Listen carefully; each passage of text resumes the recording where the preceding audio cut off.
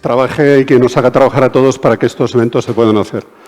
La Asociación de Empresarios de Vialonquejar está intentando promover todos estos actos para dar a conocer a la ciudadanía, empresariado y demás, todas las acciones que pueden ayudarles o que creemos que pueden ser interesantes. El 12, ya sabéis, y Mau, que nos alegrará un poco la vida luego con unas cervezas, con agua burgalesa, lúpulo leonés seguramente, pero fabricadas aquí en Burgos. Bueno, Ángel Segundo Gómez. ¿Por qué creemos que era muy interesante una charla sobre cómo la experiencia de nuestros militares que aplican su inteligencia a conflictos, intervenciones, logística, puntos calientes, puntos fríos en prácticamente todo el globo? ¿Por qué creíamos que era muy interesante que Ángel nos contara cómo esa aproximación de sus conocimientos y de sus experiencias reales puede servir o puede ser interesante para el mundo corporativo, el mundo empresarial? Contactamos con Ángel, estuvimos charlando, protocolos, y al final nos dijo, venga, que voy. ¿Ya? Sí. Lo organizamos todo, Ángel está aquí, y yo ahora os tenía que contar el currículum. Yo veía mucho cuando hacían presentaciones de militares, y siempre ese protocolo que existe en las presentaciones comenzaba con presentando los méritos del militar que iba a dar la charla y demás.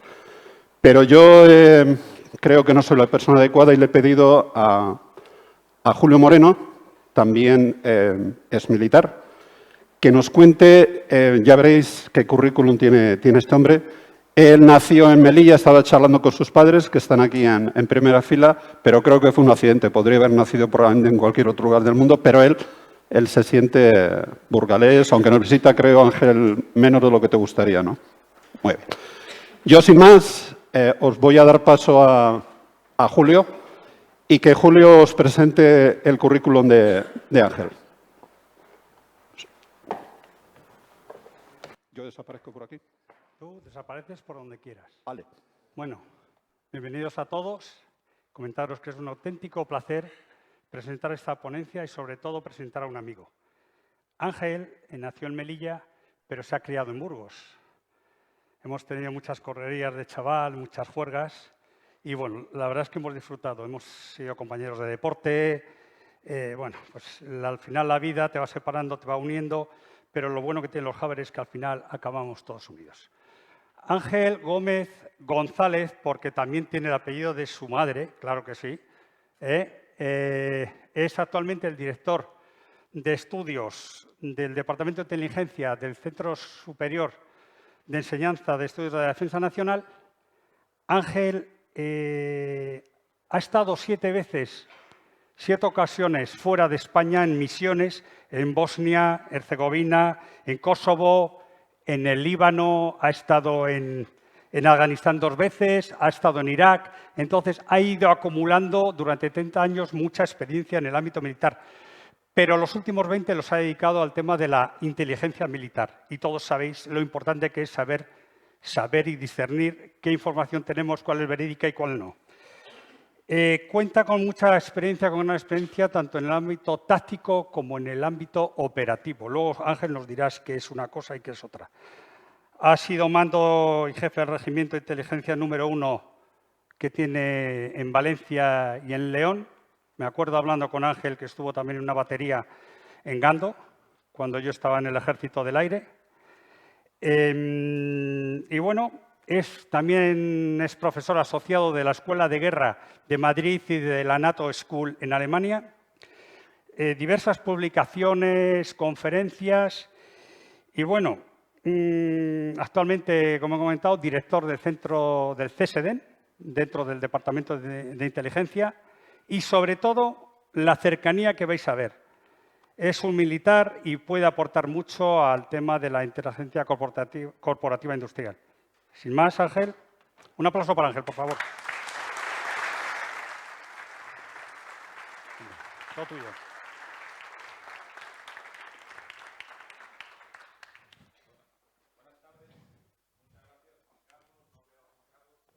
por aquí y está allí al fondo. Gracias por traerme a esta sesión del Havers de hoy. Muchas gracias a Julio. Ya lo ha dicho él, todos somos amigos y compañeros de colegio y eso quizá explica bastante que yo esté aquí hoy. Y bueno, es un placer haber respondido a esta invitación de Juan Carlos, que parte de una idea en origen de Julio, un hombre polifacético y un burgalés entusiasta, como también lo es Juan Carlos, y ese entusiasmo entiendo que es el que está detrás de esta iniciativa de Havers, a la que yo estoy muy orgulloso de contribuir modestamente. Me han dicho que no puedo salir de este círculo, lo cual es un reto. Hoy trataré de no salirme del círculo. En todo caso, repito que agradezco la invitación, agradezco la presentación, agradezco la presencia de todos ustedes. Es para mí un triple reto estar hoy aquí. Es un reto estar a la altura de sus expectativas, cualquiera que éstas sean. Es un reto sentimental para mí estar aquí en Burgos porque, como ya se ha dicho, yo me crié, pasé aquí mi infancia y mi adolescencia, pero nunca he estado destinado en Burgos, nunca he dado una conferencia en Burgos, poquísimas veces he estado siquiera de uniforme en Burgos y hoy no solo estoy en Burgos, sino que están aquí mis padres. O sea que alguien se puede imaginar que esto ya es un reto, digamos, sentimental en sí mismo. Pero además también es un reto porque tengo que darles una mala noticia y es que yo no soy un experto en inteligencia competitiva, no soy un experto en inteligencia económica, no soy un experto en business intelligence, inteligencia financiera, no tengo experiencia de trabajo en el sector privado, de modo que si alguien quiere levantarse e irse, es el momento de hacerlo. No obstante, yo voy a tratar de, a pesar de esta limitación, trataré de darles algo que pueda ser de su interés, porque la buena noticia es que, aunque efectivamente tengo que reconocer que no soy experto en esos ámbitos, lo que sí es cierto es que llevo muchos años, como se ha dicho, trabajando en la inteligencia militar. Y en los últimos años, especialmente, me he ido convenciendo cada vez más de que la inteligencia militar y la inteligencia con otros apellidos en otros ámbitos corporativos, no solo empresariales, sino en otros ámbitos en general, comparten retos, comparten problemas muy similares y en muchos casos articulan soluciones organizativas y procedimentales que son paralelas. Y desde ese punto de vista yo estoy convencido que todo lo que nos lleve a compartir experiencias, a discutir, a hablar, será algo en beneficio mutuo. Yo, desde luego, he aprendido mucho del ámbito corporativo, sobre todo en conferencias y en actividades académicas, porque ya digo que no he trabajado en el sector privado, y espero yo también ser capaz de contarles algo que sea de su interés. De modo que voy a hablar de inteligencia, pero antes de entrar en harina, antes de entrar en el tema central de los procesos de la inteligencia, me gustaría hacer una reflexión inicial sobre cómo se desarrolla la relación de las organizaciones con su entorno. Las organizaciones militares con el entorno operativo, las organizaciones en el ámbito de la administración pública, con el entorno de la sociedad y con los ciudadanos, las organizaciones empresariales con su entorno competitivo, las organizaciones deportivas con su entorno de la competición deportiva. Y lo que les traigo aquí es el llamado OODA Loop, que he mantenido con su formulación en inglés porque es muy conocida y que describe perfectamente y de una manera muy sencilla cómo las organizaciones se relacionan con el entorno, cualquiera de estas que he mencionado. A mí me gustaría incluso extenderlo a los individuos en la relación con el entorno. Y lo que hacen las organizaciones y lo que hacen incluso los individuos es observar el entorno para tratar de orientarse en ese entorno, para tratar de que las cosas adquieran sentido mediante el análisis de lo previamente observado, de modo que toda esa comprensión mejorada se pueda poner al servicio de la decisión y, en definitiva, al servicio de la acción. Esto es lo que hacen cualquiera de ustedes en su ámbito profesional Y es lo que hacemos los militares cuando nos enfrentamos a las operaciones. En los últimos tiempos se ha puesto de moda en el mundo anglosajón una formulación de este ciclo todavía más simplificada. Sense, make sense, act. Sense, capturar información. Make sense, hacer que esa información adquiera sentido. Y actuar sobre el entorno. Y además este ciclo es de infinitas interacciones, porque nuestra actuación sobre el entorno tiene efectos sobre el entorno y debemos seguir observando ese efecto sobre el entorno. Y constantemente tenemos que tomar decisiones, no solo para actuar, sino también para llevar a cabo las otras fases. De modo que lo que hacen ustedes, cualquiera que sea el sector en el que trabajen, lo que hacen ustedes incluso en su vida personal y familiar, es tratar de entender el contexto para decidir y para actuar. Y si singularizamos esto a un caso paradigmático de interacción entre organizaciones y el entorno, como son las operaciones militares, vamos a preguntarnos de qué se trata, de una manera simplificada, de qué se tratan las operaciones militares, desde el punto de vista de este proceso intelectual. Pues se trata de que hay que hacer algo con una finalidad, de que debemos tratar de entender lo que tenemos que hacer y cuál es el estado final al que queremos alcanzar, al que queremos llegar. Tenemos que tratar de entender cómo el entorno se va a interponer entre nosotros y nuestro propósito. Tenemos que estudiar los factores que van a condicionar, dificultar, potencialmente favorecer nuestra acción. Y tenemos que desarrollar un plan. Y para eso tenemos que ver las opciones disponibles, lo que nosotros llamamos líneas de acción.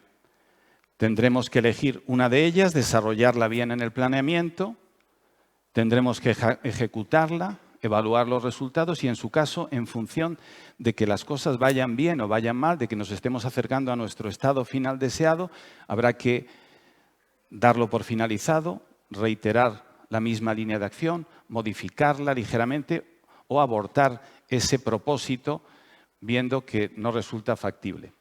Bien. Y todo esto lo desarrollamos en el llamado entorno operativo, que no es otra cosa que el conjunto de condicionantes de toda índole, condicionantes físicos, condicionantes culturales, condicionantes cognitivos, condicionantes de relación, etcétera, que condicionan, valga la redundancia, que se interponen entre nosotros y lo que tenemos que hacer. Podemos decir que el entorno operativo es el tablero de juego donde desarrollamos nuestra partida. Es la cancha donde desarrollamos nuestro partido con nuestros competidores en cualquier ámbito. Pero ¿qué ocurriría si en lugar de operaciones militares habláramos de operaciones en general? Operaciones de marketing, operaciones económicas, operaciones de mejora de la productividad, operaciones de expansión internacional de las empresas, operaciones de fichajes de verano para mejorar nuestras opciones de llegar a la Champions League. Pues no ocurriría nada porque este ciclo sería perfectamente aplicable. Podríamos, si quisiéramos, cambiar el nombre del entorno y hablar de entorno competitivo, pero el término entorno operativo es suficientemente amplio como para que todo quepa ahí. ¿Pero cuál es el problema? Pues que el entorno operativo viene cargado de incertidumbre. Lo que aparece aquí es una frase muy famosa del que quizá es el más famoso de los pensadores militares clásicos, el mariscal prusiano Karl von Clausewitz, que en su obra cumbre de la guerra hablaba de la incertidumbre como algo que acompaña a los comandantes militares de manera casi inevitable. Algo que, como decía antes, se interpone entre los comandantes militares y su éxito. Y Clausewitz se refería a la incertidumbre utilizando una metáfora, un lenguaje muy poético, y usaba esta famosísima expresión de la niebla de la guerra, la nebulosa de la incertidumbre. Es evidente que Clausewitz no hablaba de fenómenos atmosféricos, sino más bien de una niebla cognitiva, de eso que nos impide verlo todo, pero también nos impide que aquello que vemos adquiera sentido para nosotros. Recordemos lo que decía antes, make sense. Y esto es inquietante, pero si repasamos el ciclo de las operaciones al que me referí antes, veremos que la incertidumbre está presente en cada una de estas fases. Cuando analizamos los factores que condicionan nuestra acción, cuando tratamos de elegir una línea de acción adecuada y de manera muy singular durante la ejecución y la evaluación. La ejecución está muy necesitada siempre de conciencia situacional. Y la conciencia situacional sufre mucho con la incertidumbre.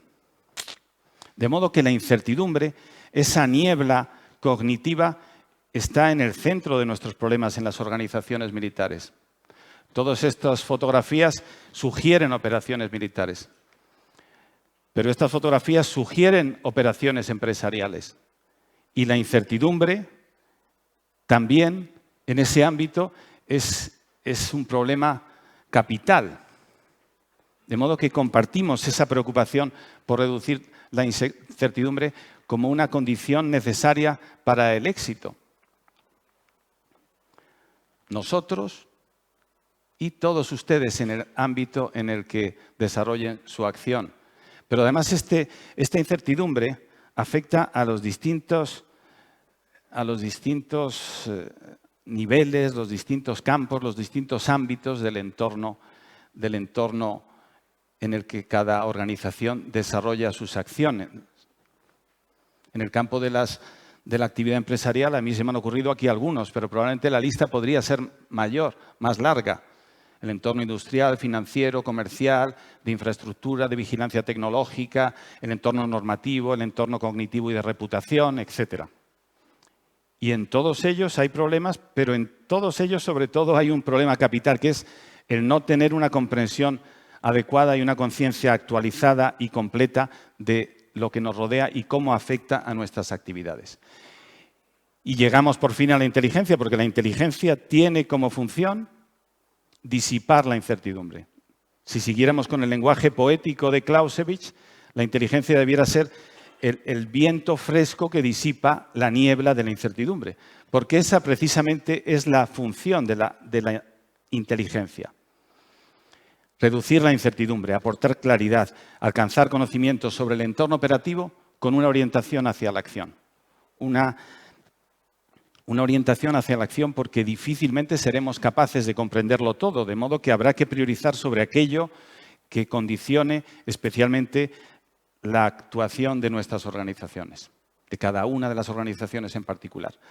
Y la inteligencia desarrolla esta función mediante la descripción y la interpretación del entorno y mediante el desarrollo de escenarios previsibles de evolución. Y aquí, si observan este cuadro amarillo, estarán de acuerdo conmigo en que las dos primeras tienen que ver con el pasado y con el presente, y la última tiene que ver con el futuro. Y esto es interesante por lo que diré a continuación, porque la inteligencia tiene que proporcionar conciencia situacional inmediata, pero tiene que proporcionar también capacidad de anticipación. Tiene que, en todo caso, en uno y otro caso, debe proporcionar comprensión de lo que está ocurriendo y comprensión y buenas estimaciones de lo que puede ocurrir. Y esto es así porque todas las organizaciones militares, de las administraciones públicas, de la acción exterior del Estado, de las empresas, tienen departamentos que miran al presente y departamentos que miran al futuro. Departamentos incluso que miran al futuro lejano y que establecen estrategias. Departamentos que miran al horizonte intermedio y establecen planes. Y departamentos que conducen las operaciones y gestionan las crisis. En todas las organizaciones hay un capitán que sale con el barco de Cádiz y sabe que quiere llegar a Buenos Aires.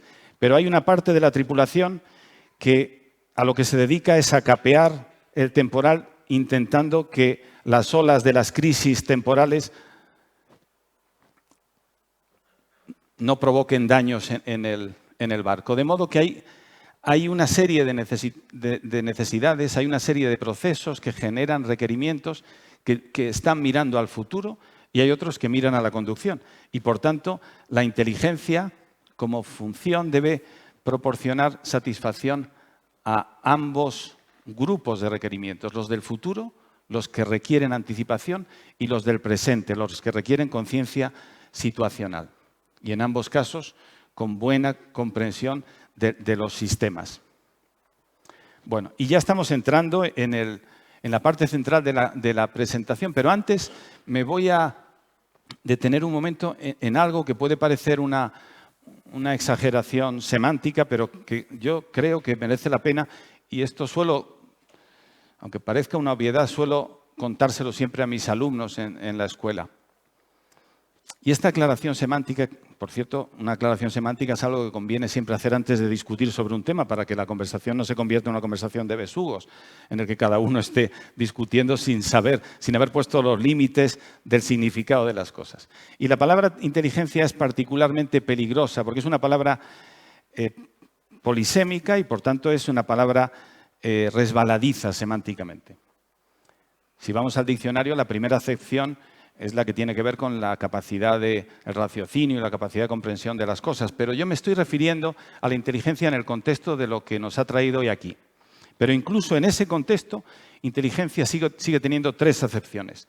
Inteligencia como proceso, inteligencia como el conocimiento contenido en un producto, en un informe, en una fotografía, e inteligencia como organización. Piensen en frases como: tenemos que impulsar la inteligencia durante la liberalización del mercado de las telecomunicaciones. ¿Qué sé yo? Es lo que hizo Telefónica hace muchos años y fue pionera en el establecimiento de unidades de inteligencia corporativas empresariales. Están hablando, bueno, es un mal ejemplo el que he puesto, pero en todo caso, el que tengo aquí escrito es: tenemos que impulsar la inteligencia durante la fase 3. Estamos hablando de los procesos de inteligencia. O frases como: se dispone de inteligencia que confirma la implicación de Osama Bin Laden en los atentados del 11 de septiembre. O bien, y aquí va el ejemplo de Telefónica, la empresa X debe reforzar su inteligencia ante los retos que se presentan en el próximo bienio. Pues estamos hablando, en muchos casos, de organizaciones. De modo que esta aclaración semántica ya nos da una indicación de la profundidad que tiene este término. Y vamos a entrar, ahora ya sí de verdad, en el centro, en la parte central de esta presentación. He hablado de manera general de cuál es la función de la inteligencia, y la inteligencia tiene una navaja suiza, una herramienta multiusos, un proceso marco en el que se integran otros procesos. Y es el llamado ciclo de inteligencia, que ordena nuestro trabajo en las organizaciones de inteligencia. Podríamos decir, reformulando o conectando con la transparencia anterior, que el ciclo de inteligencia es el proceso marco que utilizan las organizaciones de inteligencia para ordenar sus procesos de inteligencia y que de ese modo puedan elaborar productos de inteligencia. Esto es el ciclo de inteligencia. Y es tan sencillo que se le hubiera ocurrido a cualquiera de nosotros con un folio y un bolígrafo. Dirección, obtención, elaboración y difusión. Esto no es rocket science, como dicen los anglosajones, no es que sea un arco de iglesia.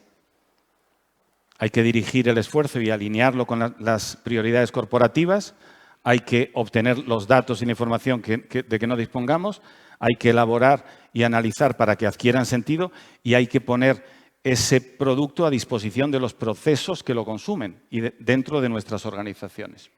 Efectivamente, se le hubiera podido ocurrir a cualquiera de nosotros, pero la verdad es que hemos llegado tarde porque se le ocurrió a este buen señor Sherman Kent hace más de 70 años. Sherman Kent es una persona interesante porque fue un académico y, por tanto, un teórico, un estudioso, pero también fue un practitioner en el ámbito de las comunidades de inteligencia y fue el organizador de las Oficinas de Estudios Estratégicos, que organización predecesora de la CIA de los Estados Unidos. Y en este famoso libro propuso un ciclo de inteligencia que todavía hoy, 70 años después, tenemos en nuestras publicaciones militares y en nuestras doctrinas. Bien.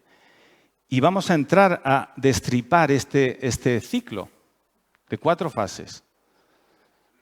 Muy sencillo, pero que nos permite ordenar nuestros procesos en la inteligencia.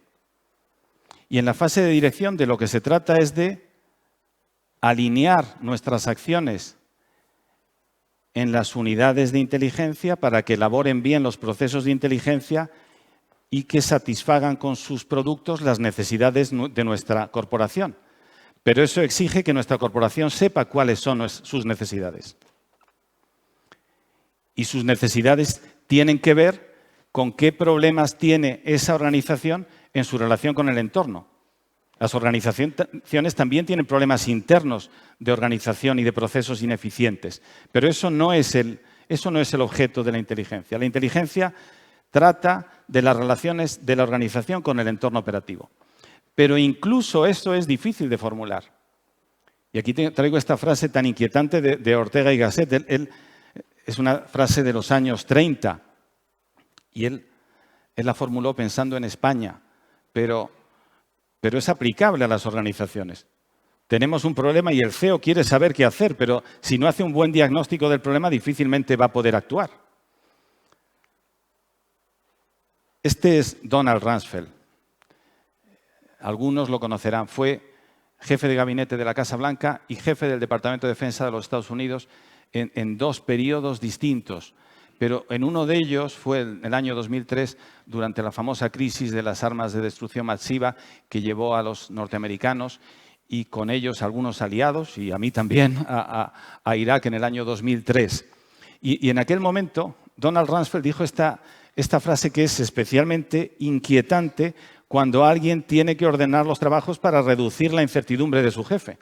Porque lo que dijo Donald Rumsfeld es: hay cosas que sabemos, hay cosas que sabemos que no sabemos, pero hay cosas que no sabemos que desconocemos. Y esto es inquietante. ¿Estarán de acuerdo conmigo? Pido disculpas porque creo que no se lee muy bien al final, pero en todo caso lo voy a leer yo. Y lo que traigo en esta transparencia son las 3 categorías de Donald Rumsfeld. Lo que sabemos, que es conocimiento disponible para la acción, al servicio de nuestra dirección corporativa. Lo que sabemos que no sabemos, que es aquello que tenemos que obtener a base de darle vueltas al ciclo de inteligencia. Lo que no sabemos, que desconocemos, esto es algo muy de nuestros tiempos y cada vez lo va a ser más y es inquietante y tenemos que tener una aproximación creativa y novedosa, pero realmente es un problema. Pero a mí me gusta añadir una categoría a las 3 categorías de Donald Rumsfeld, que es lo que no sabemos que ya podríamos saber, o lo que no sabemos que en realidad ya sabemos, aunque nuestras organizaciones no lo han puesto en evidencia, porque la información está fraccionada entre distintos repositorios y bases de datos, entre distintos elementos organizativos, porque la información no se ha puesto en evidencia y no se ha tratado adecuadamente. Y esta categoría es inquietante porque en esta categoría, si recuerdan acontecimientos históricos recientes, en esta categoría es donde residían las distintas piezas del puzzle que hubieran permitido a la comunidad de inteligencia norteamericana detectar y probablemente abortar los ataques del 11 de septiembre. Porque las piezas del puzzle estaban, pero problemas organizativos en sus procesos y problemas culturales a veces con las organizaciones hacían que no supieran lo que de verdad ya podían saber. De modo que con estas 4 categorías nos damos cuenta de que el punto de partida del ciclo de inteligencia, que aparentemente es muy sencillo, formular cuáles son nuestras necesidades. Pues en el momento que rascamos un poco ya no es tan sencillo y ya empezamos con un reto desde el primer capítulo del ciclo de inteligencia. Las preguntas siempre han sido importantes, pero en este momento las preguntas son lo más importante. Hay quien dice, entre los tecnólogos, que va a ser lo que nos quede a los humanos de aquí a poco. De modo que las preguntas son importantes, especialmente especialmente en esta fase de dirección del ciclo de inteligencia. Y cuando digo preguntas me refiero en general a la formulación, a la expresión de los requerimientos. Bien, con esas necesidades identificadas por nuestra dirección corporativa, estoy hablando de dirección corporativa porque los procesos, como trato de subrayar, son completamente paralelos. Hablemos de un general o hablemos del CEO de una gran empresa o hablemos del CEO de una empresa no tan grande o hablemos de un autónomo. Los problemas son parecidos. Pero en todo caso, cuando nuestra dirección ha establecido sus necesidades, el ciclo de inteligencia tiene que empezar a trabajar. Y entramos de lleno en la fase de obtención. Y aquí brillan las llamadas disciplinas de inteligencia. Las disciplinas de inteligencia, tal y como las entendemos en las Fuerzas Armadas, son conjuntos de técnicas, de materiales, de procedimientos, de ámbitos de actuación, de normativas limitantes a nuestra actuación, que en conjunto configuran nuestra manera de trabajar en un ámbito concreto de la obtención de información. Y aquí brillan estas llamadas disciplinas de inteligencia, como digo, y hay muchas. Y he preparado aquí este pasapalabra con unas cuantas disciplinas, pero podríamos seguir por lo menos dando otras 3 o 4 vueltas. Pero yo he seleccionado las más importantes: inteligencia acústica, inteligencia de fuentes humanas, inteligencia de imágenes, inteligencia de firmas y patrones, inteligencia de fuentes abiertas, inteligencia de señales, que engloba la inteligencia de comunicaciones, la inteligencia electrónica. Y me paro aquí, pero podríamos poner otros apellidos. Inteligencia de mercados, inteligencia financiera, inteligencia de redes sociales, inteligencia biográfica y de personalidades, inteligencia sanitaria, etcétera, etcétera. Y lo que trato de subrayar con esta transparencia es que la inmensa mayoría de estas disciplinas tienen su aplicación en el ámbito corporativo empresarial. Quizá no todas, pero desde luego las más conocidas y las más importantes, la inteligencia de fuentes abiertas, la inteligencia de fuentes humanas, la inteligencia de redes sociales, la inteligencia de imágenes, tienen cabida en el ámbito empresarial, por supuesto, dentro de los límites de la ley, pero esto no es una novedad porque los límites de la ley también nos afectan a nosotros. Bien, no se lee muy bien, pero lo voy a explicar.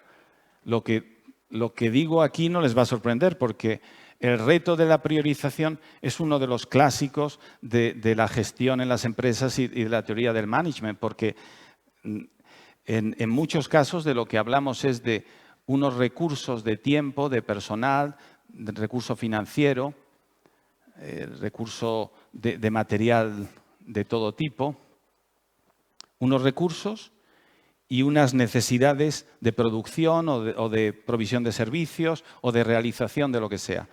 Y generalmente encontramos momentos, a veces con mucha frecuencia, en los que los recursos no son necesarios y tenemos que decir qué hacemos o qué no hacemos o qué hacemos con mayor urgencia.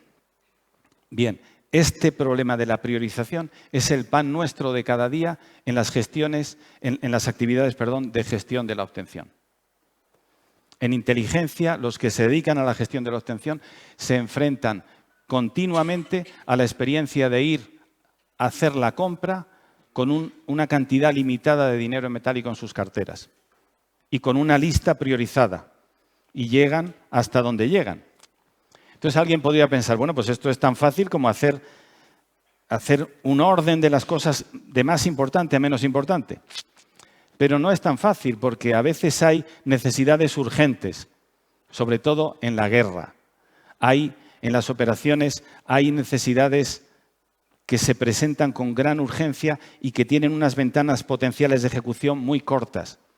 Hay a veces necesidades de secuencia del proceso en las operaciones, de modo que tenemos que añadir el parámetro tiempo y oportunidad. Y además tenemos que tratar de valorar hasta qué punto merecen la pena los esfuerzos que realizamos con un criterio de coste-beneficio, con un ojo que busca la eficiencia. De modo que esta priorización es difícil porque tiene 3 ejes o 3 parámetros que son de distinta naturaleza. Lo importante, lo urgente y lo eficiente. Pero ustedes sabrán, por su vida y por su experiencia profesional, que a menudo lo urgente es percibido como más importante y que a veces lo urgente tiene el riesgo de comerse a lo importante. Y esto ocurre en la inteligencia y ocurre en muchas otras cosas. Pero además hay otro riesgo que es el de matar moscas a cañonazos, emplear muchos recursos para actividades que no tengan un efecto importante en nuestras operaciones.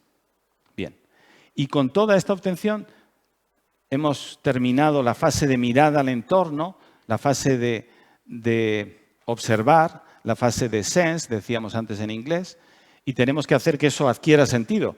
Y entramos en la fase de elaboración. Y el problema es que el entorno operativo es, igual que el mundo, todo lo que nos rodea, cada vez es más complejo. Y por eso en los ámbitos académicos y en los ámbitos operativos militares, pero también en otros ámbitos, en otros sectores, se han empezado a hacer listas de sustantivos y de adjetivos. Y se han empezado a construir acrónimos como los que aparecen aquí. A veces este esfuerzo de construir acrónimos resulta un poco ridículo, pero lo que tienen detrás es la realidad de unos nombres y unos adjetivos que tratan de describir la complejidad de nuestro entorno.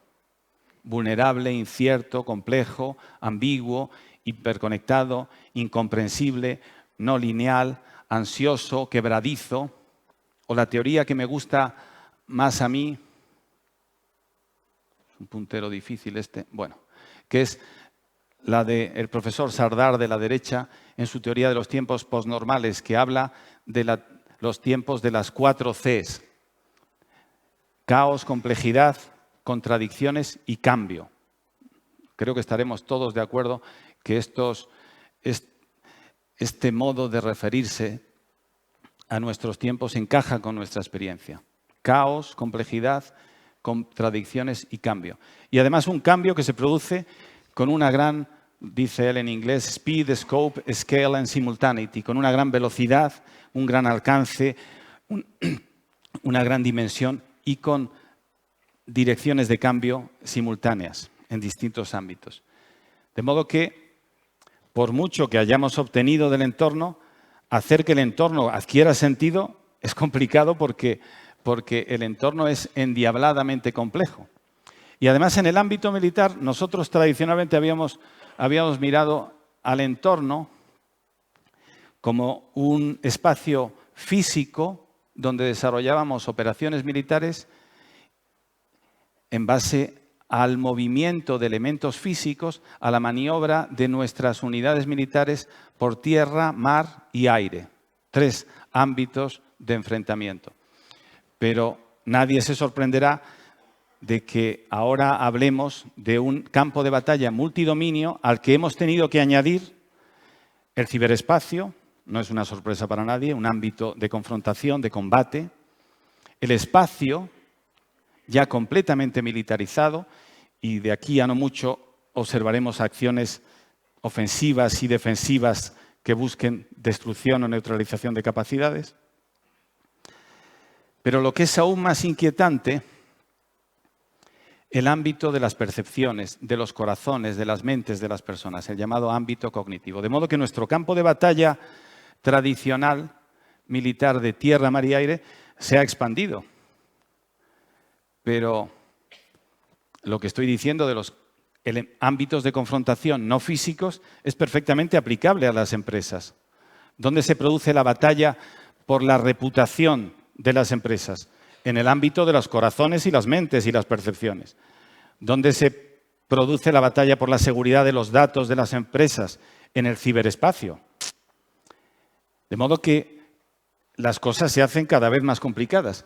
Y ahí a la derecha arriba he puesto zona gris para hablar de que incluso los conflictos pues ya cada vez son más difíciles de entender porque la tipología de los conflictos y los límites entre la paz y la guerra también han cambiado. y los límites entre las alianzas empresariales y la competencia empresarial también han cambiado y son cada vez más tenues.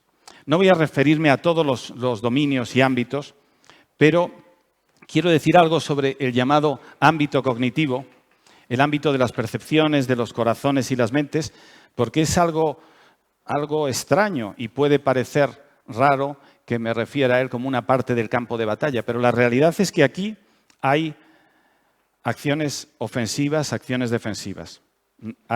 No hay armas de destrucción masiva, pero hay armas de confusión masiva o de desmoralización masiva. No hay camuflaje, no hay redes miméticas, nadie se pinta la cara de verde, pero hay trampantojos a la interpretación de las cosas. Hay voluntad de ocultar las autorías. Hay verdades, hay mentiras, hay medias verdades, hay acciones ofensivas, hay acciones defensivas, hay campañas, hay maniobra de la información. De modo que todo lo que he dicho nos configura un campo de batalla. Y creo que a estas alturas ya nadie se extraña. Pero este campo de batalla, que ahora nos afecta a los militares en nuestra visión, digamos, integral del fenómeno bélico, es algo que afecta a las empresas. Las batallas para erosionar la reputación, los ataques de hace, no sé, del año 12 contra la deuda española procedentes del extranjero, se basaban en percepciones, eran batallas en el ámbito cognitivo, sin objetivos de destrucción física, pero tan dañinos y con tanto efecto en el desarrollo final de las operaciones como cualquiera de los otros. Bien, y en este ámbito de la elaboración, del procesamiento de la información, nos encontramos con una sorpresa de las últimas décadas y es el acceso a volúmenes inmensos de información. Hace 30 años esto hubiera podido parecer el sueño dorado para un analista de inteligencia. El acceso a repositorios y de todo tipo, el acceso a las redes cargadas de ríos de información. Pero ese sueño dorado, como muchos habrán experimentado en su desarrollo profesional, se ha convertido en una pesadilla. La pesadilla de la infodemia, porque estamos sometidos a una tal cantidad de información que a veces esa infodemia nos causa infoxicaciones. Estamos rodeados por el virus de esta infodemia, pero a veces nuestra organización o nosotros mismos nos vemos neutralizados por exceso de información. Y el problema es que las estimaciones hacia el futuro es que nuestra capacidad para obtener datos crudos van a ir creciendo probablemente mucho más rápido y de una manera exponencial, mucho más que nuestras capacidades para que esos datos adquieran sentido, a pesar de la tecnología. Bien, en esta fase de elaboración ya hace muchas décadas que hemos abandonado la metodología de leer, pensar y escribir. No es suficiente. En la fase de elaboración brillan las metodologías estructuradas de análisis y en los últimos tiempos ha adquirido mucha importancia una subfase de esta fase de elaboración que tiene que ver con la identificación de las informaciones y los datos en mal estado, los datos envenenados, los datos falsos, los poisoned data, dicen los anglosajones. Porque si consideramos la fase de elaboración como el proceso de cocinado de una receta, pues da lo mismo que la mayoría de los ingredientes estén en buen estado, que la cocinera o el cocinero sea muy bueno, que esté usando la receta de su madre, que tenga una cazuela de hierro fundido y la haga a fuego lento. Si hay uno de los ingredientes en mal estado, el resultado no va a ser adecuado. Y por eso tenemos que estar seguros de que en nuestras valoraciones estamos utilizando información en buen estado. No ya información, sino conjuntos de datos, a veces, en buen estado. Y puede que haya organizaciones hostiles que tengan interés en que los datos que utilicemos estén en mal estado. Especialmente en estos tiempos de los algoritmos que aprenden solos en base a los datos. Bien, Como decía antes, los militares durante años nos enfrentamos a las operaciones pensando en que nuestro problema se reducía al enemigo, al terreno y a las condiciones meteorológicas. Pero durante las últimas décadas, mi generación ha madurado en un contexto de contrainsurgencia. Y las operaciones de contrainsurgencia nos han expuesto a la necesidad de entender sistemas muy complejos. Esto que aparece aquí es el llamado plato de espagueti del general McChrystal. El general McChrystal fue el jefe de la OTAN en Afganistán y se dio cuenta de que aquella guerra no se iba a ganar matando talibanes, sino que había que modificar las condiciones que hacían que los talibanes florecieran.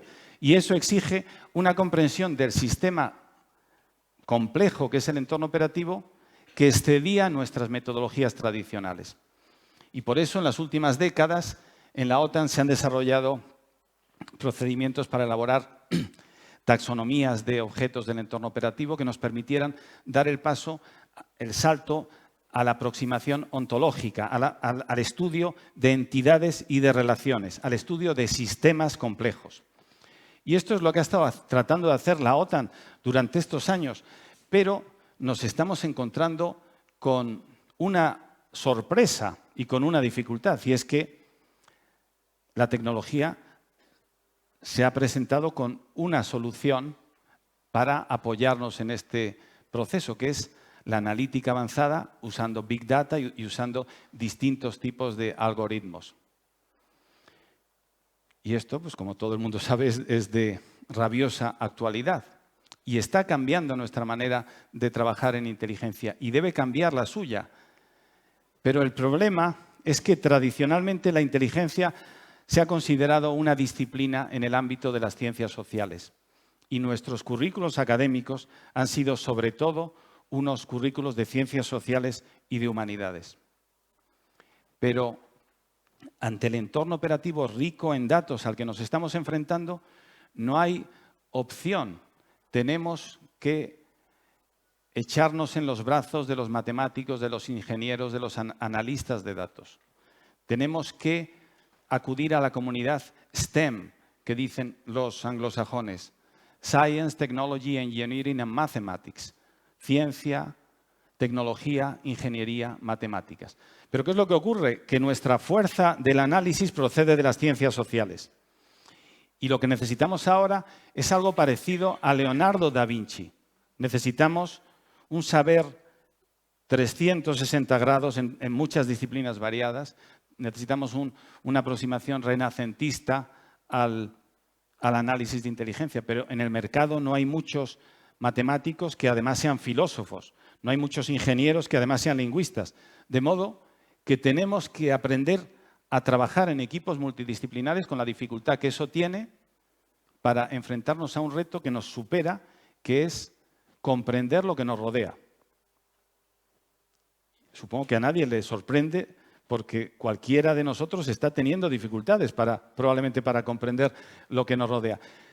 En algunas generaciones, en las generaciones más jóvenes, la dificultad para entender lo que les rodea está haciendo que se desentiendan del esfuerzo de entender lo que les rodea. Porque efectivamente es difícil. Bien, y llegamos a la última fase del ciclo, que es la difusión. Y es cuando hemos terminado todo este trabajo, hemos dirigido los esfuerzos, hemos mirado al entorno, hemos hecho que eso adquiera sentido y hemos generado conocimiento.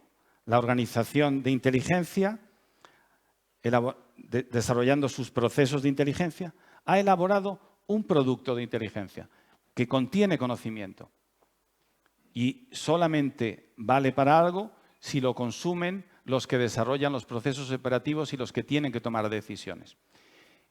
De modo que esto lo materializamos con la difusión. Y dicho así, como lo he dicho yo, puede parecer que esto es una banalidad. Se trata solo de meter el producto en un sobre o adjuntarlo a un correo o meterlo en un repositorio, en una base de datos, para que lo puedan consumir los distintos departamentos. Pero no es tan fácil. La difusión también tiene sus dilemas. Uno de ellos es la oportunidad. Este es un dilema regido por el refrán castellano de que lo perfecto es enemigo de lo bueno. Nosotros podríamos hacer un análisis perfecto para el CEO que va a ir a una negociación con el CEO de otra empresa con la que puede haber una fusión. Podríamos tenerlo perfecto pasado mañana, pero es que la reunión es mañana. Entonces, el informe tendrá que estar hecho antes de ayer para que lo pueda leer. De modo que la oportunidad es importante. La adecuación al usuario también es importante. El presidente del Gobierno no consume informes de 50 folios. Las técnicas infográficas se están extendiendo en la difusión por la facilidad de consumo de información. El medio, ya lo he mencionado, y el destino también es algo sobre lo que hay que reflexionar. Si nos excedemos difundiendo los productos a todo el mundo, podemos saturarles y podemos poner incluso en riesgo el secreto de algunas actividades, pero si no se lo difundimos más que a los dos principales usuarios, podemos perder la ocasión de que otros procesos se beneficien también de nuestro trabajo. De modo que hay que buscar soluciones de compromiso y todos estos 4 puntos que he mencionado vienen cargados con dilemas. Bien, y acabado el ciclo, nos conviene, como en cualquier proceso de una organización que se precie, nos conviene evaluar los resultados. En las Fuerzas Armadas no tenemos tanta tradición, pero ustedes en las empresas sí que tienen mucha tradición, porque tienen una cierta, iba a decir obsesión, pero tienen un enfoque muy orientado al retorno de la inversión.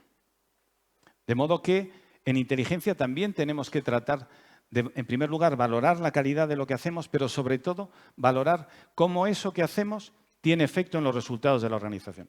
Y eso para ustedes se llama ROI, retorno de la inversión. ¿Qué es lo que ocurre? Que la inversión en marketing se traslada a las ventas, la inversión en equipamiento se traslada a la productividad, la inversión en formación se traslada y es medible a la eficiencia de los procesos. La inversión en inteligencia se traslada a algo tan intangible como conciencia situacional, estar advertido, tener una cierta anticipación. Y es muy difícil de parametrizar, pero conviene hacerlo porque además, en esa curva, lo que trato de representar es que a medida que incrementamos nuestras inversiones en las organizaciones para mejorar los procesos en inteligencia, mejoramos el resultado en conciencia situacional, en comprensión. Pero como no vamos a llegar nunca al 100%, llega un momento en el que la curva se aplana y quizá no resulta rentable seguir invirtiendo. De modo que esto conviene parametrizarlo y evaluarlo.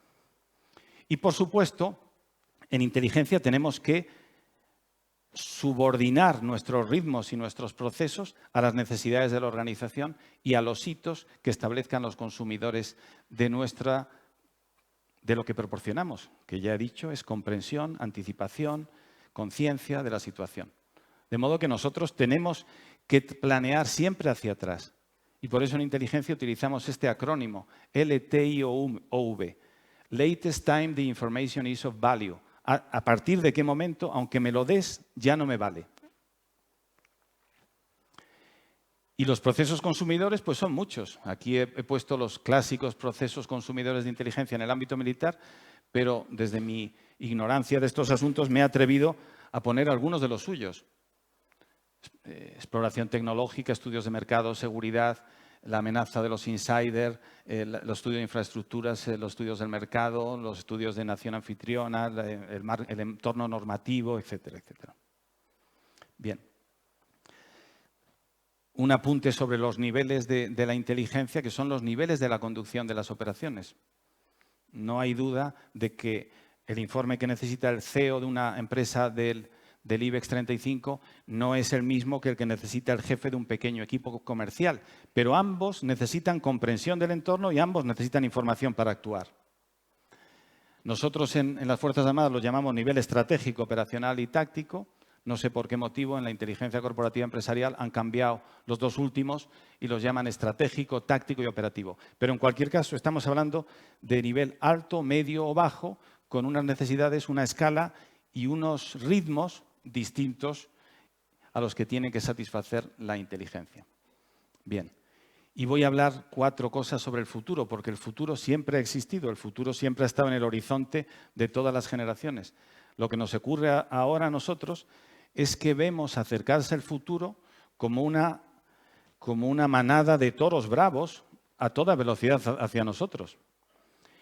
Y este futuro, y en particular lo que tiene que ver con la tecnología y el impacto de la tecnología en los procesos y en las organizaciones, es inquietante. Y lo único que no podemos hacer es quedarnos quietos, yo no puedo salir además de este círculo, quedarnos aquí esperando a que pase la manada de los toros, porque nos va a embestir. Hay una conocida ley sobre el impacto de la tecnología en los procesos y cómo se percibe, que es la ley de Amara, que dice que normalmente nos quedamos cortos cuando hacemos estimaciones sobre cuál va a ser el impacto de la tecnología en nuestros procesos y nuestras organizaciones. La ley de Amara habla del largo y del corto plazo, pero el problema es que la misma noción de largo plazo tenemos que redefinirla. Ya las grandes empresas no hacen estrategias a varios años porque no tiene sentido. Pero es que cuando hablamos del largo plazo y del impacto, hace 2 años nadie estaba hablando de ChatGPT, de lo que llaman los Large Language Models, y ahora estamos todos, por ejemplo, en el ámbito académico donde estoy yo, pensando qué hacemos ahora con esta herramienta que percibimos como una posible ayuda, pero sobre todo como una amenaza a nuestros procesos tradicionales. Bien, y me acerco ya al final. Ya he explicado todo lo que pensaba explicar, pero quiero terminar con 6 citas que recogen un poco el zumo de lo que he tratado de contar aquí, y además lo hacen en una secuencia que me ha parecido a mí lógica. Voy a traer citas del general Wellington, de Virgilio, de GPT-4, otro pensador de moda en estos tiempos, de Ortega y Gasset, de Lampedusa y del general Franks. Y empiezo con lo inmutable. He hablado de lo que hace la inteligencia y de cuáles son sus procesos, de que las cosas están cambiando, de que la tecnología nos va a hacer cambiar mucho más, pero, decía Virgilio, afortunado el que pueda conocer las causas. En el plato de espagueti del general McChrystal, en estas ontologías con las que tratamos de entender el entorno, lo que hay son elementos del entorno operativo y relaciones de correlación o de causalidad. Y esto es lo que nos interesa para poder comprender las dinámicas del entorno. Sigo en las cosas que no van a cambiar. Esto lo decía el duque de Wellington. Todo el arte de la guerra consiste en llegar a lo que está al otro lado de la colina. O en otras palabras, a lo que no sabemos a partir de lo que sabemos. A construir conocimiento a partir de las cosas que ya sabemos. A transferir, en aquel cuadro de las categorías de Donald Rumsfeld, a transferir parte del entorno, de esa categoría de lo que sabemos que no sabemos, a la categoría de lo que sabemos que sabemos. Pero las cosas se han ido haciendo más complejas. Y prueba de ello es que yo aquí estoy trayendo, como hace mucha gente en estos tiempos, una cita de GPT-4. Yo lo he puesto con cara de mujer porque cuando yo me relaciono con GPT-4 tengo la impresión de que es de género femenino. No sé los ingenieros lo que pensaréis, pero en cualquier caso lo que dice GPT-4 es: la creciente interconexión e interdependencia de diversos sistemas ha dado lugar a un mayor nivel de complejidad en el mundo. Bueno, lo ha dicho una máquina, pero lo podría haber dicho cualquier humano, tiene mucho sentido. Pero ante ese reto tenemos una esperanza, que es la tecnología. Y ya en el año 1929 Ortega y Gasset hablaba del concepto de génesis tecnológica. Estamos hablando de 1930, ¿quién no hubiera dicho Ortega y Gasset ahora? Pero la realidad es que cualquiera de nosotros puede tener la impresión de que estamos ante el principio de algo nuevo por la tecnología. Y ante ese algo nuevo, las organizaciones tienen que cambiar, porque si no cambian, van a perder el tren. Y esta es la penúltima cita.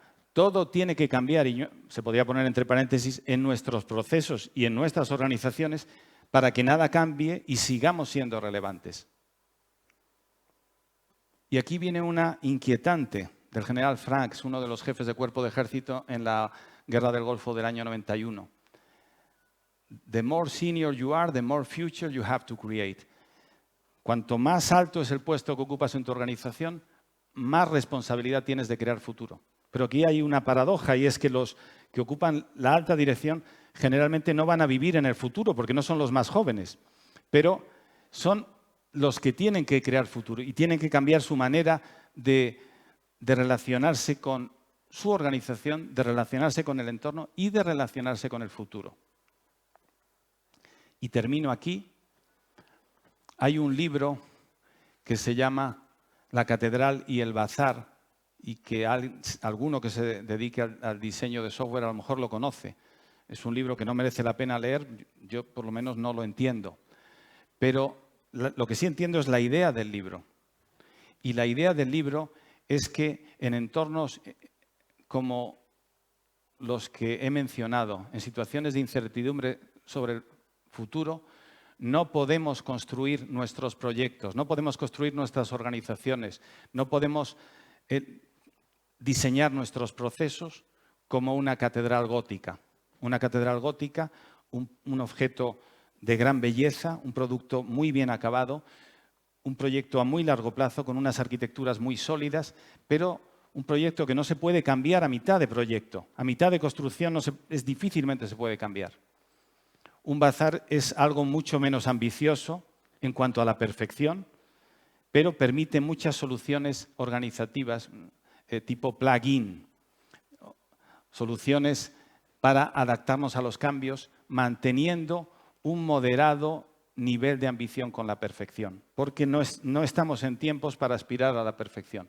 Y por eso debemos tratar de construir más como bazar nuestras organizaciones que como catedrales góticas. Y ya termino diciendo que esto es muy antiguo, tan antiguo como el comercio, tan antiguo como la guerra, pero como he tratado de explicar, las cosas están cambiando y cambiando muy rápido. Y en todo caso de lo que se trata, y vuelvo a las primeras transparencias del principio, es de mirar al entorno y recoger información y datos del entorno, sense, observar. Tratar de limpiar lo que hemos obtenido de datos envenenados, de datos falsos, de noticias falsas, de mentiras. Tratar de aplicar las metodologías analíticas, tanto las de las ciencias sociales como las de las matemáticas, de modo que nuestros datos adquieran sentido y ese sentido se pueda poner al servicio del éxito de la organización.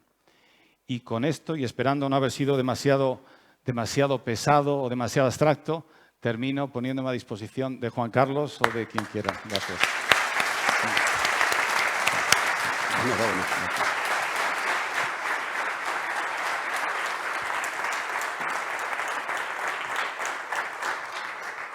¿Es cierto que Donald Rumsfeld trabajaba de pie, nunca trabajaba sentado? Pues no lo sé, pero hay algún general de la Primera Guerra del Golfo. ¿Se oye? Hola, hola. Sí, hola. Sí. A ver, Moscú. Bueno, voy a apoyar esto. Sí. Te contesto, sí. Lo comentaba por el hecho de que él intentaba aplicar la experiencia de las empresas al ejército en este camino inverso y parecía que era un hombre como que para él estar sentado era como menos eficiente y... Pues sinceramente no lo sé, pero ya que me preguntas por lo de estar ¿Cómo sentado... ¿Cómo ha salido Rumsfeld? Sí, hay un libro que sí, ¿qué hago? ¿Me siento aquí? Tú te sientas en el centro y ahora vamos a dar a... Sí. Responde primero si quieres. Te contesto, sí. No lo sé, pero hay un libro que recomiendo, que es un libro de hace a lo mejor 25 años, que yo sigo recomendando. Fue un libro que en su día ganó el premio de la Harvard University Press al mejor libro de management y se llamaba Moviendo montañas, Moving Mountains, y el autor era el general que mandó la logística en la Guerra del Golfo y entre otras en la Primera Guerra del Golfo, en el año 91. Y entre otras anécdotas, lo que hablaba era de las reuniones de pie como herramienta, digamos, cultural en los procedimientos de la organización para limitar la duración de las reuniones, que como todos habremos sufrido es algo necesario, pero algo peligroso también en las organizaciones. Y él hacía sus reuniones de pie, desde luego. Vamos a hacer ahora un pequeño debate y he invitado a mi amigo Salvador de Foronda, que cuando quieras... supongo que le conoceréis a Salvador de Foronda, un burgalés. ¿Qué tal? ¿Qué tal? Le he invitado a que modere un pequeño debate por dos motivos. Primero, porque conoce la industria burgalesa muy bien. Segundo, porque ha estado implicado en muchos de los movimientos que han afectado a la ciudad, para bien. Para bien. Y tercero, porque también ha sido militar. También. Entonces, le he pedido, atiende a Ángel, intenta que el público se involucre, hacemos unas preguntas y me gustaría también, Julio, que subiera, porque como siempre da por el saco, pues seguro que tenemos esa...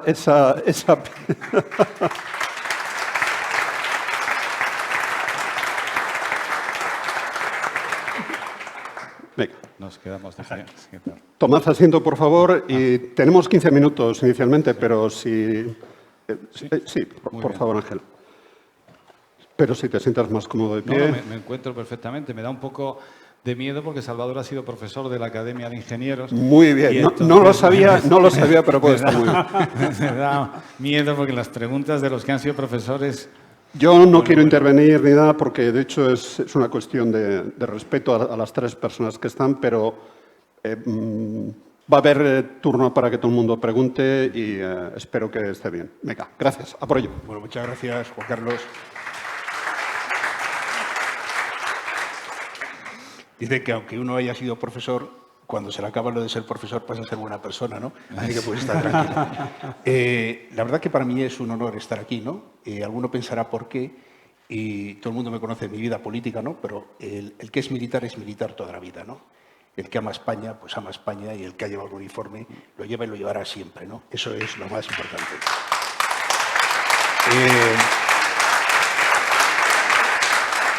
Quizá, por ejemplo, yo fui de los creadores de la primera unidad de inteligencia que se hizo para ir a la guerra del Golfo.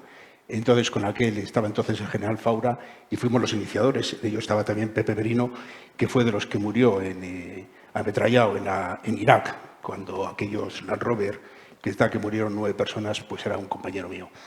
Quizá pasan los años y te das cuenta de lo que es la inteligencia militar, lo que has visto, y todo esto ahora lo trasladas lo que es a las empresas, ¿no? Paso por la Facultad de Económica, de Derecho, y siempre la inteligencia militar es algo que analizas absolutamente todo en la vida. El militar analiza absolutamente todo. Y una de las cuestiones que estabas hablando de la inteligencia militar es igual que la inteligencia industrial que se tiene en las propias empresas. La inteligencia industrial, si yo me voy, por ejemplo, una de las preguntas que te quiero hacer, me voy a Indra, por ejemplo, una empresa de carácter militar, que en un momento determinado quiere desarrollarse e irse a un país. Vamos a poner un país conflictivo. Lo primero que hace es pedir un informe de inteligencia económica, que nada tiene que ver absolutamente con lo que es la propia economía de una empresa, ¿no?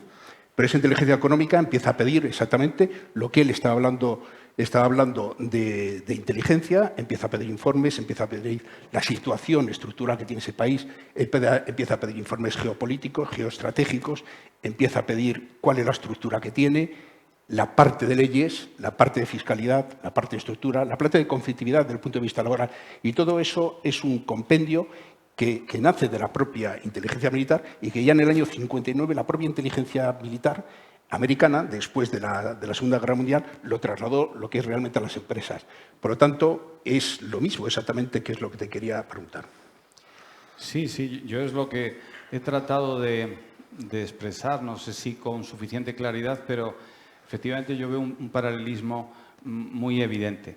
Es cierto que no he entrado en ejemplos, pero en alguna ocasión que he participado en actividades como esta con el ICEX, con el Instituto Español de Comercio Exterior, los ejemplos son exactamente como los que mencionas tú.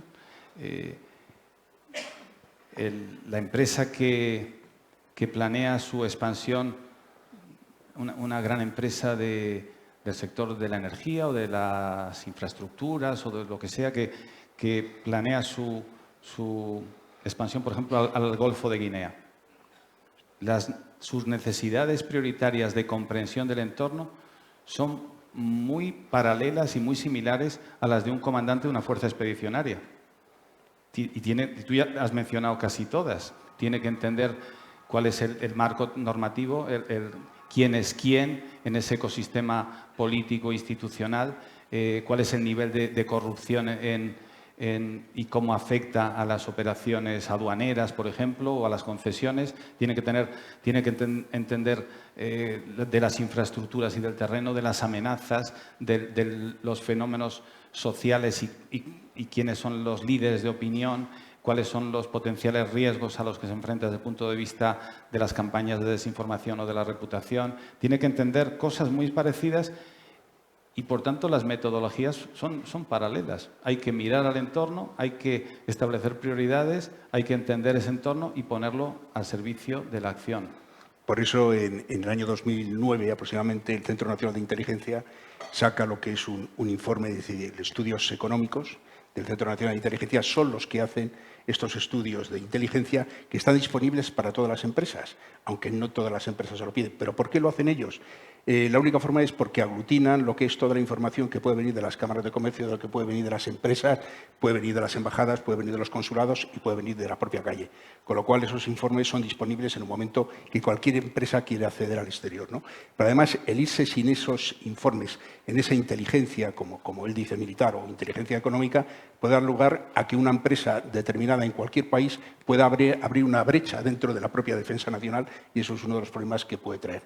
Otra de las cuestiones que, trasladando lo que hablabas tú de inteligencia militar, es la inteligencia competitiva, ¿no? Esa inteligencia competitiva que está alrededor de una empresa, ¿no? Hay dos inteligencias competitivas dentro de las empresas. Uno es la exterior, por decirlo de alguna forma, que es la que va a recoger toda la información exterior, de clientes, de proveedores, de marketing, de Big Data, es decir, recoge toda la información, elabora esa información, la transmite, como tú muy bien decías, la modifica, la estudia, la elabora y esa pasa al CEO y luego al Consejo de Administración y toma las medidas de actuación. Pero hay otra inteligencia competitiva que se tiene en las empresas, que también lo tiene el Ejército, que es sencillamente voy a llamarla de esta forma, la ofensiva, ¿no? La otra, la defensiva, esta la ofensiva, ¿no?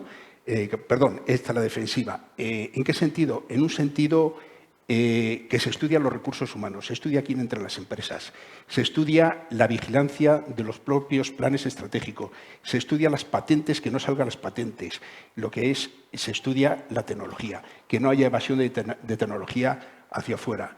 Y eso también se estudia lo que es en el Ejército, lo que es la parte de recursos humanos dentro de la propia inteligencia. Sí, sí.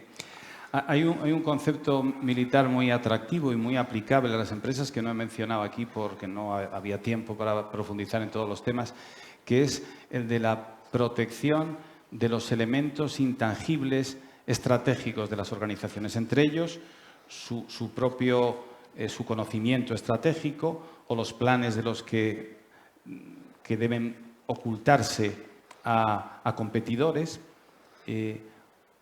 Y aquí entramos en un campo en el que probablemente en las empresas se podría mejorar en cuanto a la conciencia de la amenaza, de lo que les amenaza en ese campo y también en la implantación de procedimientos para defenderse.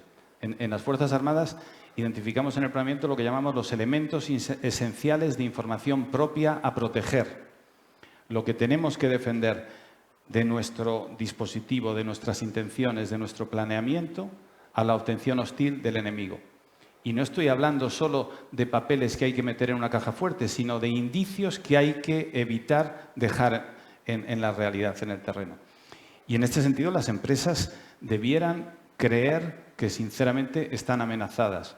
El Centro Nacional de Inteligencia ahora dispone de unos equipos móviles de concienciación para empresas en sectores estratégicos que sean poseedoras de conocimiento valioso y que pueda ser objeto de la obtención hostil por otros actores, incluso geopolíticos, pero si no, al menos corporativos e industriales de otros países. Yo, una de las preguntas que siempre me he hecho, ¿no?, conociendo la vida militar, conociendo esto, es por qué dentro de las empresas, de las grandes empresas, todo esto no se pone en marcha. Entonces, yo no sé si es a veces falta de credibilidad, falta de miedo o riesgo, o quizá ese nombre de la inteligencia asusta bastante, pero lo que sí que es verdad es que hoy la inteligencia y hasta la inteligencia artificial que está entrando dentro de las empresas ya están modulando lo que es la voz, ya están creando, le das al ordenador el que te cree una noticia falsa y te crea una noticia falsa con argumentos jurídicos y con argumentos económicos. Con lo cual, realmente, ¿qué podemos creernos de Internet? Yo diría que nada, particularmente, pero bueno, eso es una cuestión mía, pero realmente la inteligencia artificial ha entrado en las empresas y las empresas tienen que estar preparadas sobre todo para luchar contra esto. Yo no sé si es el precio lo que cuesta esto o no sé, o realmente, por ejemplo, las universidades están tratando con máster de inteligencia para que esta gente vaya directamente luego a las empresas y desarrollen todo lo que tú has hablado hoy. Mira, es un punto interesante esta pregunta. Yo, sinceramente, también no solo me lo he preguntado, sino que he preguntado a las empresas y he preguntado al mundo académico si había algún estudio sobre el apetito que tiene el tejido empresarial, sobre personal formado con los nuevos programas máster que están floreciendo en distintas universidades sobre inteligencia. Inteligencia económica, análisis de inteligencia, business intelligence. Hay un montón de programas nuevos. Y hasta ninguna universidad me ha dado una respuesta sobre estudios de empleabilidad de sus egresados y sobre apetito. Pero lo que es cierto es que hasta hace muy poco en España solo tenían unidades propias de inteligencia algunas empresas del IBEX y las soluciones en el middle market y en las pymes se enfrentaban a problemas culturales y a desconfianzas entre las propias empresas.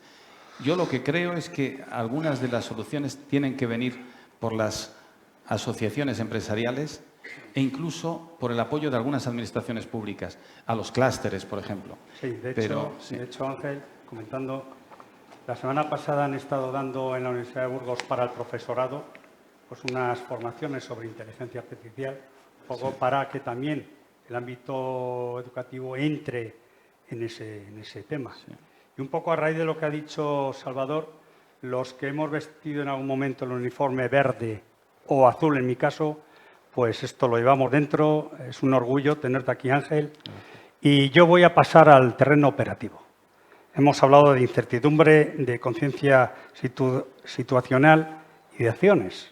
Esto es muy aplicable a la industria y se puede aplicar en un Benteler, en un plan estratégico Ciudad de Burgos, porque llevamos 10 años en incertidumbre de que Burgos no crece, y como a mí me ha dado la oportunidad Juan Carlos Salvador de hablar de inteligencia corporativa, pues la conciencia situacional actual, Ángel, es que no estamos en el nudo básico para que Burgos siga creciendo. Y entonces tu recomendación es que ahora hay que dedicarse a las acciones. Entonces, aplicando estos 3 principios de la inteligencia militar, la incertidumbre, la conciencia situacional y las acciones, pues yo creo que todas estas lecciones pueden muy bien calar dentro de la inteligencia corporativa industrial, que es a lo que estamos. Sí, desde luego. Pero en tu pregunta parece que se intuye la necesidad de una aproximación cooperativa, no ya de soluciones corporativas individuales, sino de una solución cooperativa en el marco de organizaciones que engloben a distintas empresas, a las cámaras de comercio o a sectores concretos o a clústeres localizados geográficamente y concentrados geográficamente. Pero hay un concepto atractivo aquí, aunque me saca claramente de mi zona de confort, pero hay un concepto atractivo que es el de la inteligencia para el desarrollo regional o local.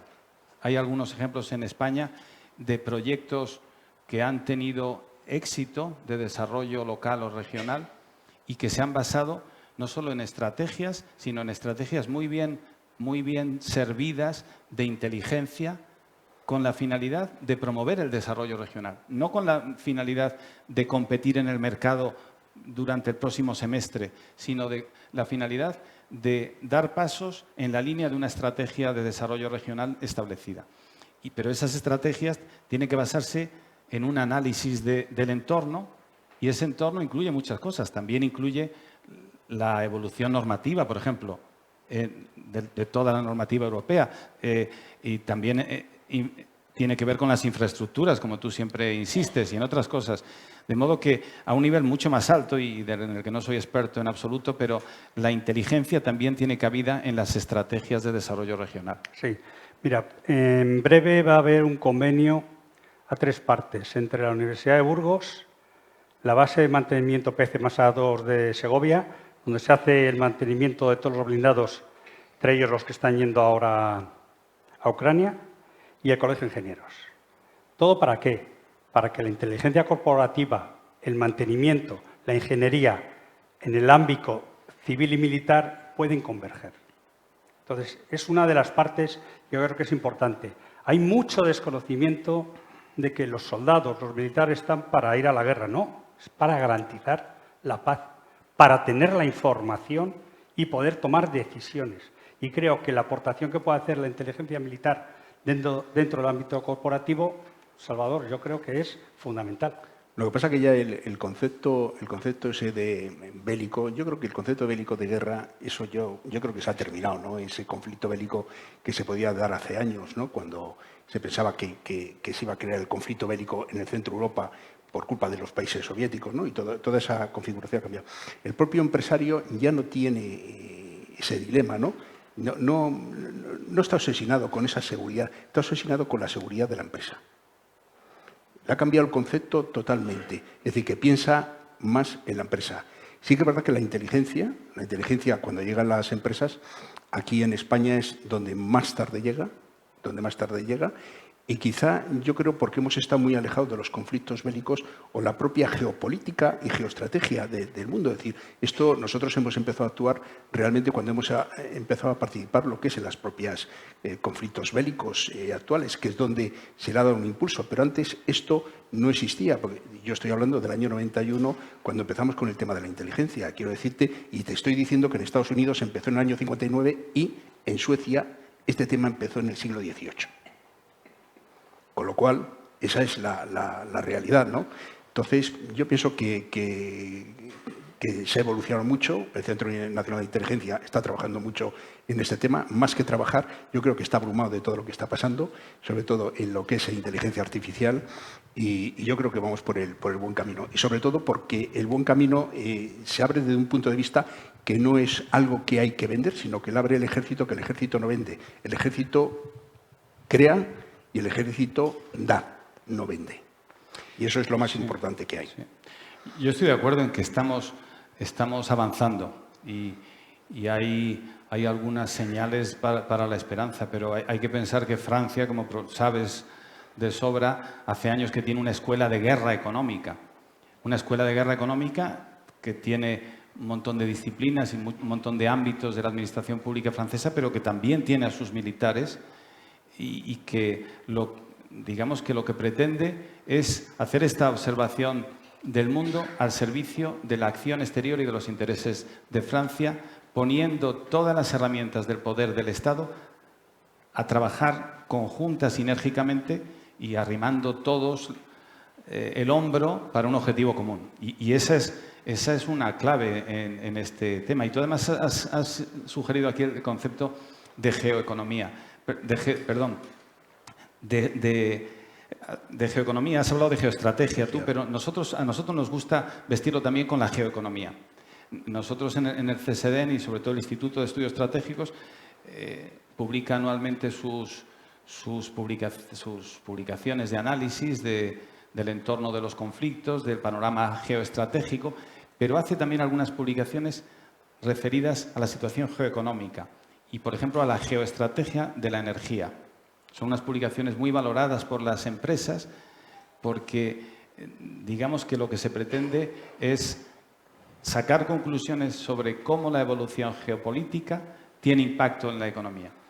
Y el que sea capaz de deducir de esas evoluciones indicadores que le permitan posicionarse ante las contingencias que van a venir, pues es evidente que va a tener ventajas en la competición empresarial. El que sea capaz de anticipar una subida de precios de materias primas o una crisis en las redes de aprovisionamiento va a situarse mejor si planea la contingencia con sus competidores. Y eso se llama geoeconomía, geopolítica, geoestrategia, porque todo está unido. Estoy de acuerdo contigo, Ángel. Porque además lo que es verídico, y es una cuestión que actualmente se sabe, las propias guerras no son guerras que inician lo que son los propios militares, sino lo que se mueven son temas económicos. El tema económico, la subida del petróleo, el tema del gas, el tema de China, todas esas cuestiones son lo que lleva a una conflictividad y es cuando intervienen los ejércitos, pero el ejército nunca crea una guerra.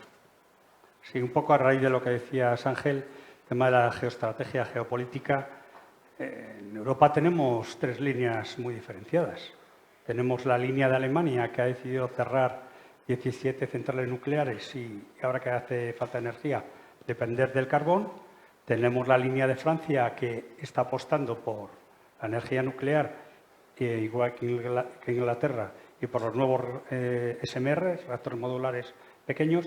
Y luego tenemos la posición de España, que calendario de cierre, y creemos que el sol y el viento va a ser suficiente. Entonces, yo creo que no crees que es importante que haya, lo que tú decías, que haya un frente común, pensar, ver qué acciones, decidir, ver cuáles son los pros, cuáles son los contras, porque es que nos estamos dividiendo.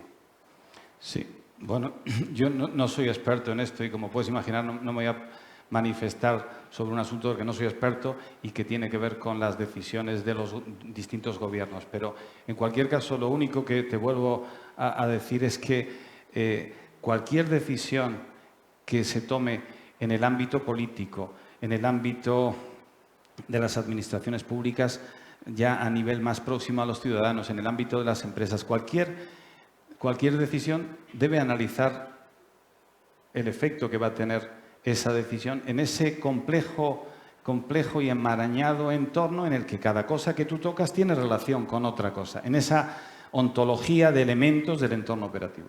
Y bueno, pues probablemente Alemania ahora se esté arrepintiendo de decisiones estratégicas tomadas en el pasado.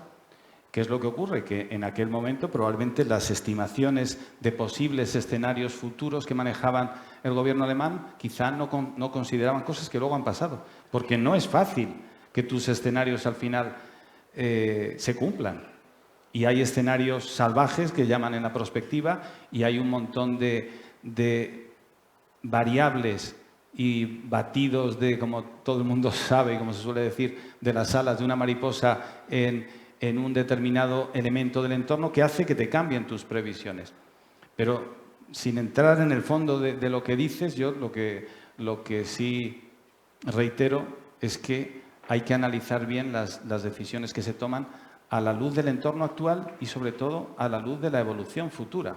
Sí, mira, hay un tema muy común que es que a nivel estratégico y corporativo, tanto industrial como militar, el foco es China. ¿Qué está haciendo China? ¿Y qué va a hacer?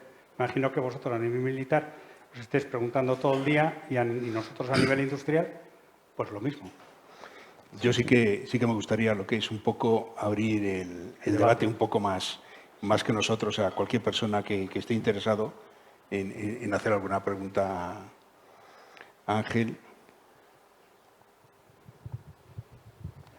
Tienes, ¿no, Juan Carlos? Tienes micrófono, ¿no?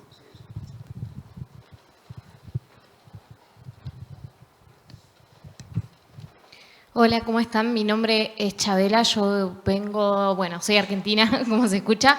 Yo vengo de la empresa Metrix, nosotros hacemos ciberseguridad, trabajamos con captación de datos y en este momento estamos teniendo un problema con el tema de industria, captación de datos, porque vemos que la industria no está teniendo una buena adaptación a la inteligencia artificial. ¿Cómo vamos a llegar? Mi pregunta es, ¿cómo vamos a llegar a una inteligencia artificial que sea eficiente si no podemos ahora, con las empresas medianas, tener una captación de datos inclusive, y no es eficiente hoy en día. Bueno, vaya pregunta. La respuesta corta es que no lo sé.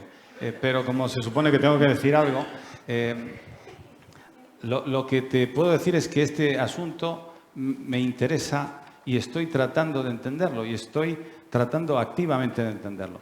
En el último mes he tenido la suerte de poder hablar con el CEO de quizá una de las empresas más importantes de analítica de datos del mundo y una de las empresas punteras en los llamados Large Language Models y la polémica está servida, como es público y notorio, sobre todo en los últimos meses. Pero esto está evolucionando tan rápido que las sorpresas están por llegar. De la primera versión de ChatGPT-1 de la ChatGPT a la ChatGPT-1, el intervalo fue este. A la 2 fue este, a la 3 fue este y a la 4 fue este. Y bueno, pues todavía hay algunos problemas con algunas respuestas, pero lo que dicen en algunos sectores es que estas tecnologías van a acabar con 300 millones de empleos en el mundo. Se crearán otros, probablemente, pero esto es inquietante. Y claro, como sabemos, estas tecnologías evolucionan consumiendo datos. Pero hay limitaciones legales, hay limitaciones culturales y hay limitaciones de confianza para compartir datos. Vamos a suponer que todas las empresas del clúster del automóvil, no sé si aquí hay un clúster del automóvil, sí, o del clúster de la cerámica de Villarreal, quisieran hacerse fuertes en este ámbito y que para ello decidieran compartir sus datos. Me parece que el primer obstáculo vendría de las propias empresas. Pero su machine learning será tan bueno cuanto más datos haya consumido. Hay quien dice que la verdadera ventaja de China es que tiene menos limitaciones normativas y morales a la captación de datos y, por lo tanto, tiene mucho ganado en esta carrera de la inteligencia artificial. Porque la inteligencia artificial, lo que dicen los expertos es que, más que un tema de algoritmos, que no han avanzado tantos, es un tema de disponibilidad y de gobernanza de los datos. Pero aquí hay problemas culturales y hay desconfianza y hay limitaciones normativas. De modo que la respuesta corta es no lo sé. Eso es lo único que puedo decir. Sí. Hola, buenas tardes. Soy Raúl Preciado Gómez. En mi vida civil soy director general a nivel nacional del periódico Gente y en mi vida militar soy reservista a mucha honra del Ejército Español. Así que permítanme que le diga que a sus órdenes, mi coronel. Encantado. La pregunta... Tengo bastantes compañeros reservistas aquí que son los que dan apoyo también. La pregunta va un poco en la línea de... Bueno, está activado en la Feria de Defensa Internacional en 2021. Ahora está activado también en la Feria de Defensa Internacional 2023, FEINDEF, ¿vale? Y se ha incorporado mucho personal de reservista, concretamente en esta última feria hemos sido 56 reservistas y había 48 militares profesionales, ¿vale? Sí que hemos observado que en esas ferias se tiende mucho a todo lo que es la ciberdefensa, Metrix está por allí, y, bueno, pues, y por otro lado, claro, observo que cuando se acoge a los reservistas, por ejemplo en esta feria, la mayoría de las personas que estamos allí somos personas entre 45 y 56 años, que creo que aportamos algo muy positivo al ejército de cara a nuestra experiencia, nuestra formación en la empresa. Me refiero que sería muy positivo, que ya se está haciendo, que se incorpore más el mundo civil al militar y el militar al civil, por ese intercambio de información que pueda haber y de apoyo. Y esto también lo digo a colación porque me ha pasado ahora recientemente que cuando digo que soy reservista, mucha gente me dice, bueno, pero hiciste la mili y te han activado ahora en la reserva. Y sin embargo, el ejército americano sí que se conoce lo que es un reservista. Y bueno, pues ese apoyo darle y esa relación y ese apoyo que podemos dar, que creo que se da bastante por nuestra parte, que estamos muy dispuestos, que el ejército también lo da y bueno, que observamos cosas que se pueden mejorar en el ejército y también el ejército en la vida civil. Vale, muchas gracias. Sí, estoy totalmente de acuerdo, no puedo decir otra cosa. En mi actual destino, en el que he estado menos de 3 años, una de las iniciativas personales que he puesto en marcha es activar un puesto y en este momento estamos en el proceso de activar un segundo puesto de reservista. En este caso, con un perfil matemático, ingenieril, de analítica de datos. Porque nos damos cuenta de que este mundo poliédrico de la inteligencia necesita expertos de un montón de disciplinas en las que nosotros no tenemos el conocimiento. Y esto enlaza con un concepto que es el de las reservas de inteligencia. La comunidad de inteligencia española se constituye en base a una serie de organismos de las administraciones públicas, de los ministerios de defensa, de interior, de economía fundamentalmente y de otros.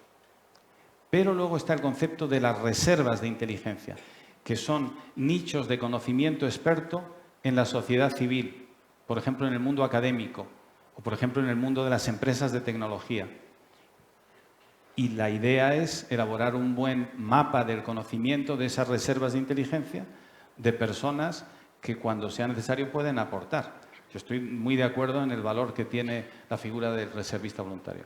De hecho, Raúl, la figura, el convenio que se va a hacer para hacer trabajos fin de grado para ingenieros de la Universidad de Burgos, desde ingenieros civiles, hacer proyectos de economía circular, de hibridación de hidrógeno, con la base de mantenimiento de PC+A2 en Segovia, es por la doble figura de ingeniero, reservista, y es que es así. O sea, que es una de las figuras que nosotros también tenemos que aportar al ejército.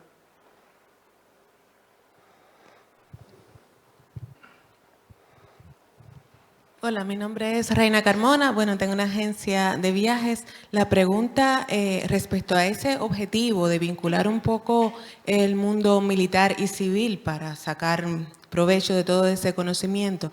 Creo entender que en Francia hay una escuela de guerra que entiendo que es como una entidad específica para ese objetivo. Primero, confirmar si es así y segundo, ¿en España habría algo similar o hay idea de crear algo así oficial para esto? Sí. En Francia ha habido durante años, ahora ha cambiado de nombre, pero ha habido durante años una escuela de guerra económica. Además tiene sus escuelas de guerra, que era el nombre clásico de las escuelas de estudios militares avanzados, pero había una escuela de guerra económica.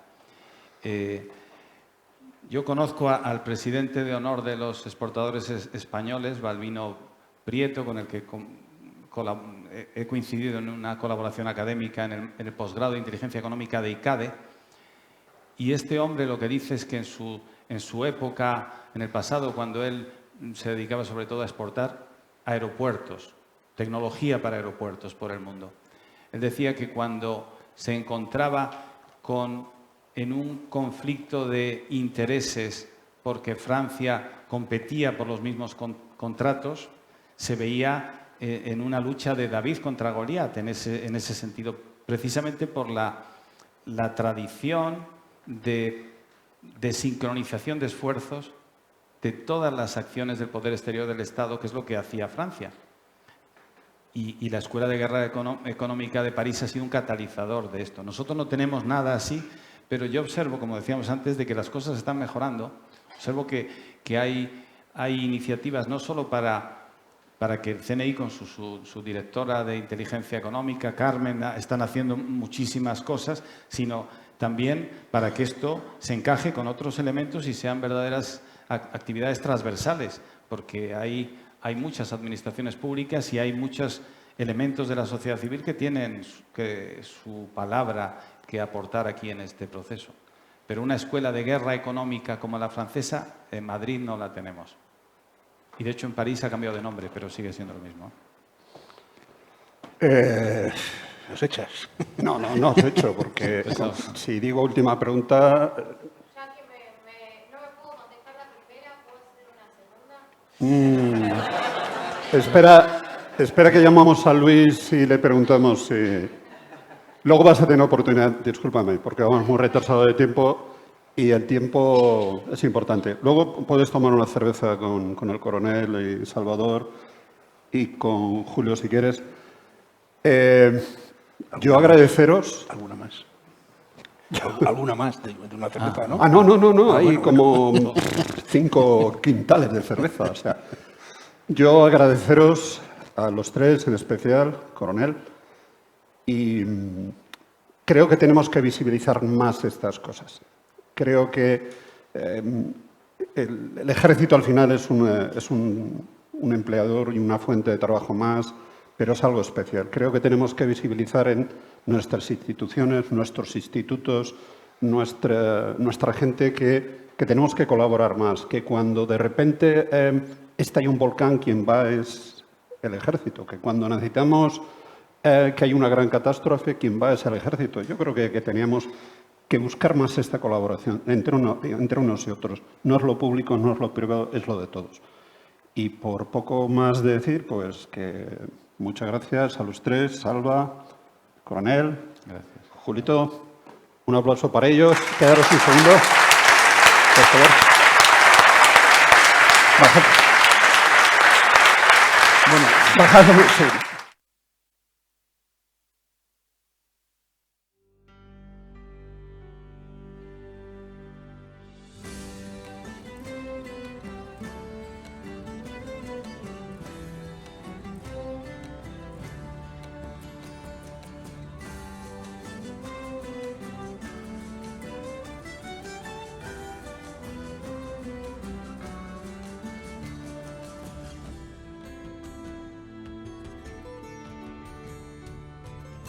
Que conectéis entre vosotros, que unamos esos puntos, que si alguien hoy conoce a alguien aquí que resulta que cuando vaya a una reunión se ha enterado de que yo el otro día conocí, contactarnos, hablad entre vosotros, pasaros tarjetas, tomaros una cerveza, contaros que en Metrix os dedicáis a la ciberseguridad, el GRPT y de esas cosas, ¿no? Pero tomaros esa cerveza. Además, es una cerveza que hacemos aquí y que es una muy buena cerveza y que nuestros amigos de Mont San Miguel están encantados de que hagamos este pequeño inciso. Y sin más, os emplazamos para tal vez septiembre, no octubre, porque estamos trabajando en algunas cosas muy interesantes. Y como siempre, gracias, buen verano y nos vemos.